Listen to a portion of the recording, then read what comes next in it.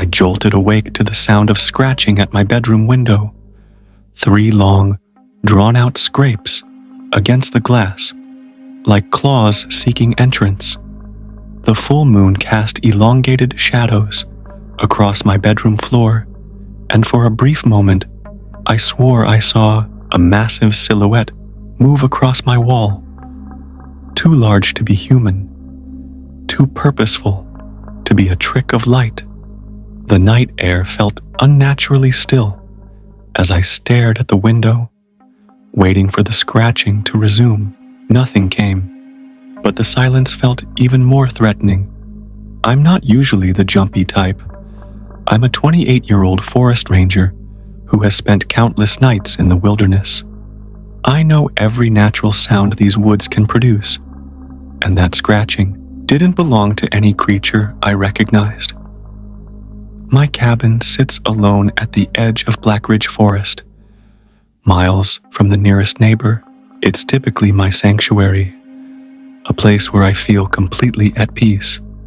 The isolation never bothered me before last month. That's when the dreams began. Vivid nightmares of running on all fours through the forest. My body transformed into something primal and powerful.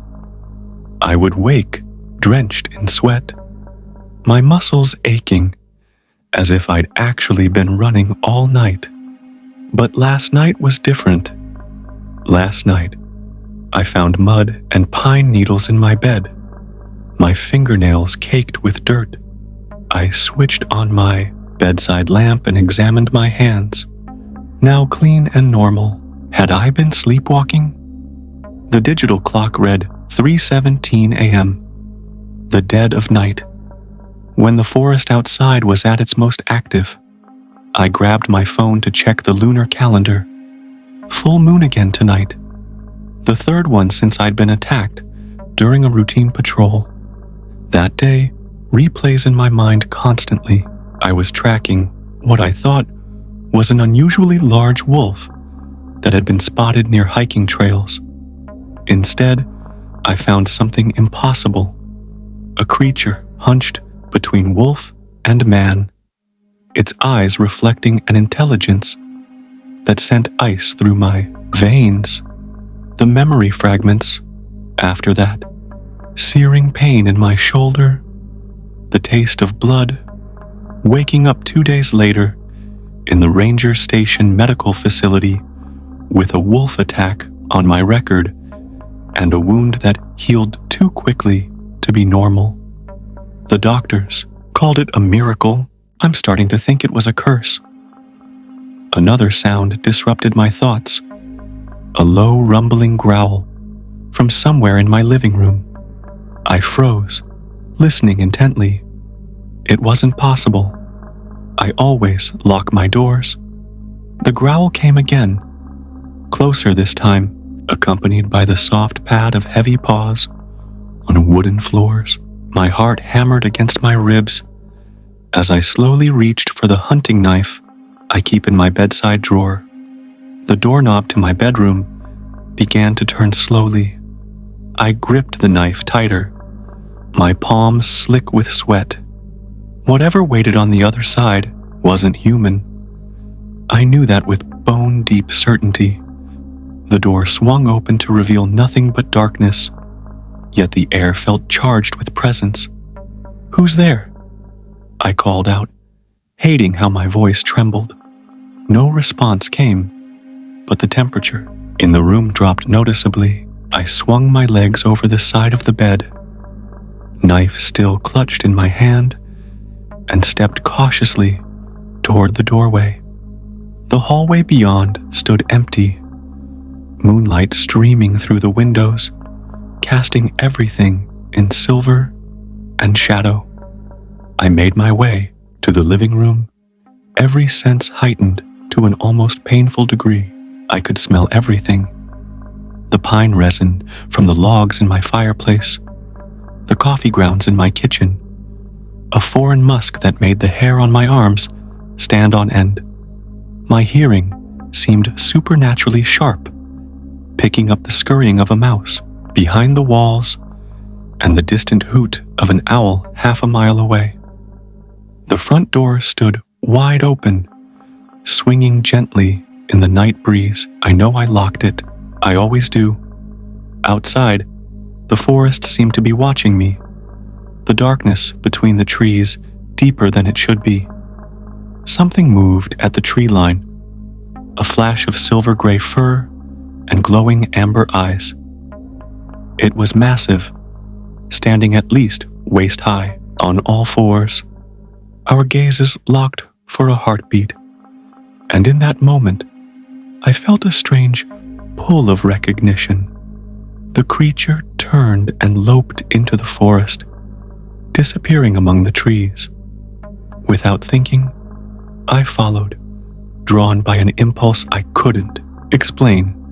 The cool night air hit my skin as I stepped outside, the forest floor rough beneath my bare feet. The moon overhead was impossibly bright, bathing everything in a surreal glow that made the familiar woods look like an alien landscape. I ventured deeper into the trees, following tracks that seemed to shimmer in the moonlight. My body felt strange, lighter, stronger, my movements more fluid than they should be. The knife was still in my hand, but I was beginning to doubt it would offer any protection against what I was pursuing. A clearing opened up ahead, perfectly circular and flooded with moonlight. In its center stood a jagged rock formation, ancient and worn by time. As I approached, the markings on its surface became clear. Claw marks, hundreds of them, carved into the stone in patterns too deliberate to be random. The wind shifted, bringing with it that same musky scent from my cabin, now stronger and mixed with the metallic tang of blood. A twig snapped behind me. I spun around, knife raised defensively. The creature stood at the edge of the clearing, its massive form haloed by moonlight. Up close, I could see it wasn't simply a wolf, as I'd initially thought. Its proportions were wrong. Torso too long, limbs almost jointed, like a human's despite being on all fours. Its face was the most unsettling part, caught somewhere between wolf and human, with eyes that reflected not just animal intelligence, but something closer to human awareness. "What are you?" I whispered. The creature's mouth opened, revealing rows of gleaming teeth, but what emerged wasn't a growl. It was words, distorted and guttural, but unmistakably words. "You already know," it rasped. "You've always known." My hand began to tremble uncontrollably. The knife slipped from my grasp, landing silently in the carpet of leaves at my feet. A searing pain suddenly shot through my shoulder, the exact spot where the scar from my attack remained. I clutched at it, doubling over as the pain intensified. "The first change is always the worst," the creature said, its voice becoming clearer, more human. "But you're fighting it too hard. That only makes it worse." "Change?" I managed to gasp through the pain. "What's happening to me?" "The moon calls to what now lives inside you," it replied. "You can't deny what you're becoming." The pain spread from my shoulder throughout my entire body. My bones felt like they were liquefying and reforming. I collapsed to my knees, digging my fingers into the earth as waves of agony washed over me. Something was happening to my hands, my nails lengthening, hardening into claws, dark hair sprouting along my forearms. "This isn't possible," I panted. But even as I said it, I knew it was happening. The dreams, the lost time, the heightened senses, it all suddenly made terrible sense. The creature approached slowly, no longer seeming threatening, but almost sympathetic. As it drew closer, its form began to shift and change, bones cracking and reforming until a naked man stood before me, middle-aged, with wild hair streaked with gray, and the same amber eyes the wolf had possessed. "We've been waiting for you to accept it," he said, crouching down to my level. "You're part of our pack now. The lone wolf act is dangerous. For you and others. You need guidance." "I don't understand," I groaned as another spasm of pain shot through me. I could feel my teeth changing in my mouth, canines elongating into fangs that cut into my lower lip. "The one who bit you died," the man explained. "Hunters got him before we could. But we tracked you, watched you. We had to make sure." "Make sure of what?" I growled, my voice sounding less human with each word. "That you were strong enough to survive the change. Not everyone does, but you." He smiled, revealing teeth too sharp to be human. "You're a natural. Your wolf is strong." I wanted to deny everything he was saying, but my body was betraying me with every passing second. The transformation was accelerating, bones breaking and reshaping, muscles tearing and reforming. The pain was beyond anything I could have imagined, but beneath it was something else emerging, a wild, feral pleasure and sense of freedom I'd never experienced. "You have a choice now," the man said, standing up and backing away. "Embrace what you are and join us. Learn to control it, or fight it and lose yourself completely when the moon is full. But you can't remain what you were." As he spoke, his own transformation began again, his body contorting back into the massive, wolf-like creature I'd seen before. The sight should have horrified me, but instead, I felt a strange kinship as my own body continued its metamorphosis. "What happens if I join you?" I asked, my words slurred by a mouth no longer fully human. The creature that was once a man tilted its head. "You learn to control the beast instead of letting it control you. You learn our ways, our laws, and if I refuse," its eyes narrowed, "then you become a danger to everyone, your friends, family, strangers, and eventually we'd have to hunt you down." Another wave of pain brought me forward onto all fours. My spine was elongating, skin stretching to accommodate new muscle mass. I could feel my consciousness starting to blur at the edges, something primal and hungry rising to replace it. The creature stepped forward, pressing its muzzle close to my ear. "Let go," it whispered. "Stop fighting what you already are." The moonlight seemed to intensify, bathing everything in silver fire. My vision shifted, colors fading, but details sharpening. Sense became a complex tapestry of information. The other, werewolf's individual musk, a deer that had passed through hours ago, the distant smoke from a campfire miles away. As the last vestiges of my human form gave way to something new, a powerful howl built in my chest. The sound that erupted from my throat was no longer human. A long, haunting call that echoed through the forest and was answered by distant howls from multiple directions. "The pack welcomes you," the werewolf before me said. "Now run with us, brother. Embrace your first night." I felt my new body surge with strength and speed I'd never imagined possible. My paws dug into the soft earth as I launched myself forward, following my new pack member into the depths of the forest. Part of me was terrified at what I had become, but another part, a part growing stronger with each bound, exulted in the raw power flowing through my transformed body. Whatever humanity remained in me knew that come morning, I would have choices to make and consequences to face. But under the full moon's glow, racing through the midnight forest on 4 powerful limbs, those concerns seemed distant and unimportant.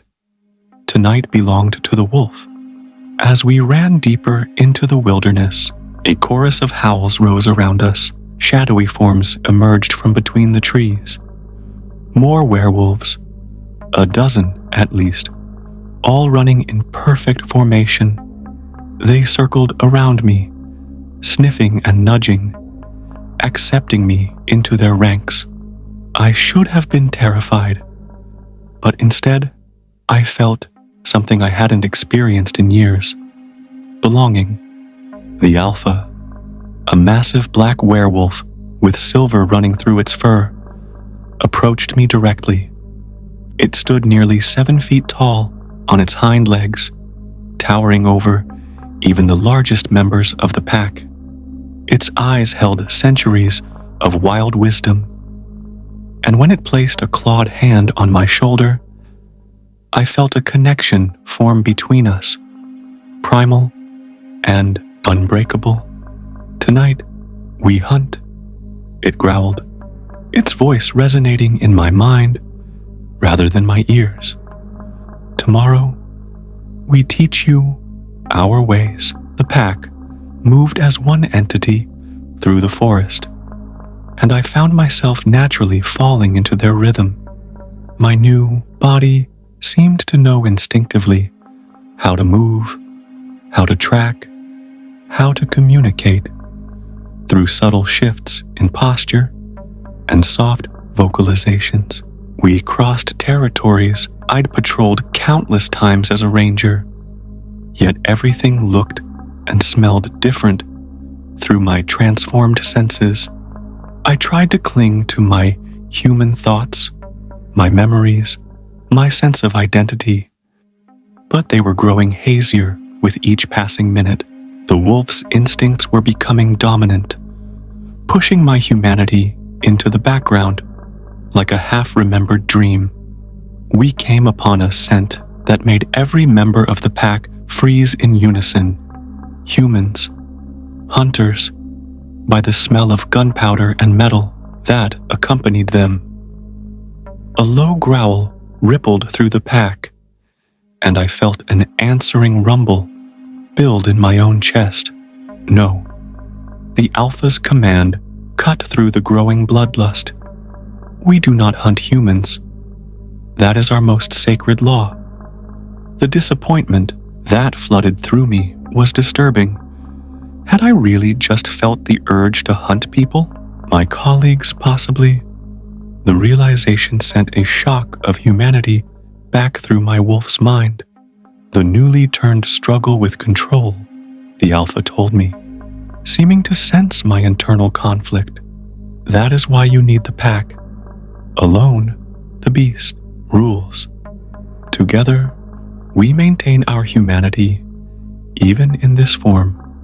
We change direction, moving away from the hunters and deeper into the wilderness. As we ran, I began to notice scars on many of the werewolves around me, not from fights with each other, but from bullets, traps, and weapons.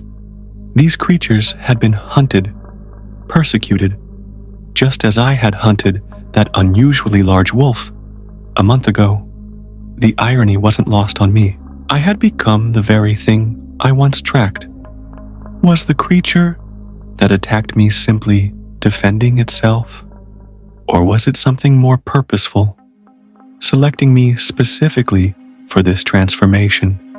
Dawn was approaching when we finally stopped at a system of caves hidden in a rocky outcropping. I'd never discovered this place. Despite years of patrolling these woods, the pack began to settle, some already shifting back to human form in preparation for the fading moon.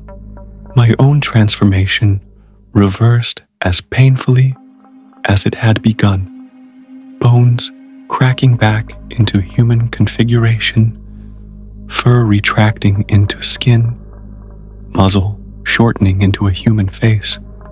I collapsed, naked and exhausted, on the cave floor, my mind swimming with the night's revelations. The Alpha, now a tall, silver-haired man in his 50s, with the bearing of a military commander, knelt beside me. "The first shift is the hardest," he said, his voice gentler than I expected. "It gets easier to control with time."